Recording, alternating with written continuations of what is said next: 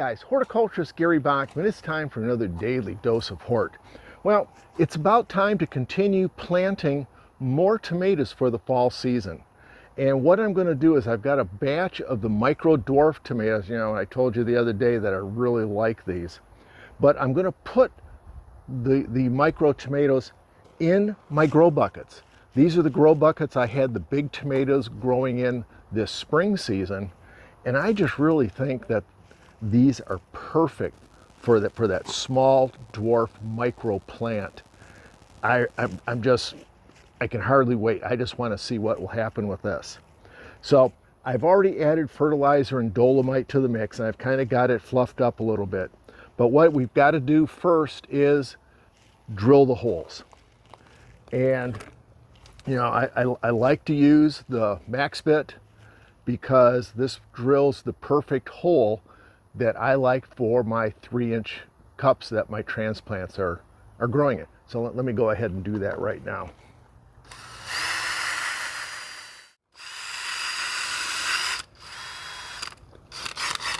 See, that's pretty darn easy to drill those holes. And this is the max bit. I'll post a link to this. Readily available, Mississippi made, very nice product to have for your garden.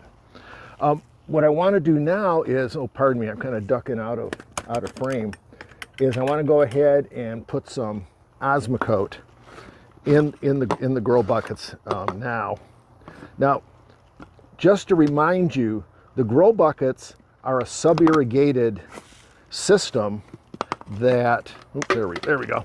It's a sub-irrigated system that you don't have to water. It's like the earth box where water goes in the into the reservoir here. And I like the grow bucket because I got the little water indicator on it.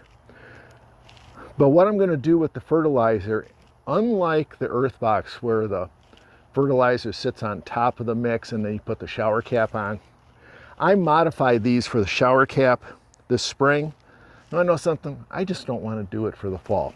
So what I'm going to do is I'm going to put about a tablespoon of Osmocote into the planting hole so we can get nutrition in there for those transplants. And then what I'll do is I'll use like the liquid feed, like the Miracle Grow, into the reservoir for further feeding through the fall season. It's really an easy way to do it. So now we're all set. Let me go get some plants. Be right back.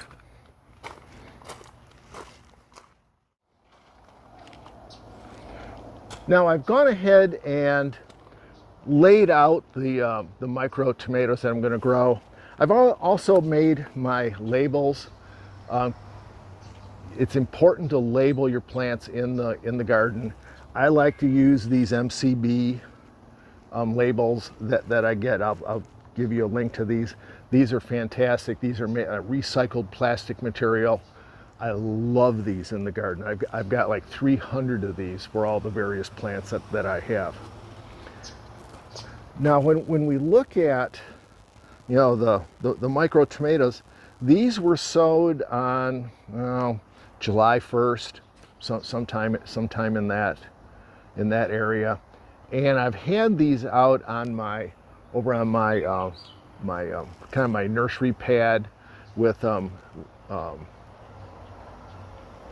irrigation on, just to keep them happy, so I wouldn't have to water them. But I wanted just to show you that the humidity has been so high, and tomatoes will do this. Look how all the adventitious roots that are up here on the stem. So this is one of the reasons that we'll go ahead with tomatoes and plant tomatoes deep in the ground, because they root all the way up that stem. Here, and these are rooting just out in the air just because our humidity is so high. See, so where did I take this one? Okay, took this one from here. Okay. I think I took that, yeah, took that from there. Now, this is just as easy as popping these out of the 3-inch cups, and we got some nice root system on that, and we'll put that in there, and that fits right in right in the hole that we drilled. So it makes it really easy to do this. So I'm going to go ahead and finish putting these up, and then we'll finish up the video.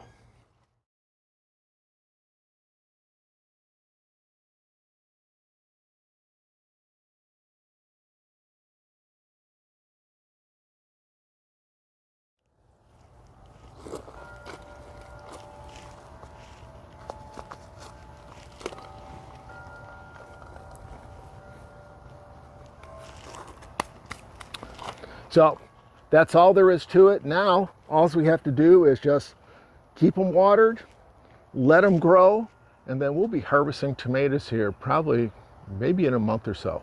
Because I noticed some of these already have some little itty bitty tomatoes on them. So anyways, there I'm planting some dwarf micro tomatoes. Keep you updated on how they turn out. We'll see you next time on another Daily Dose of Hort.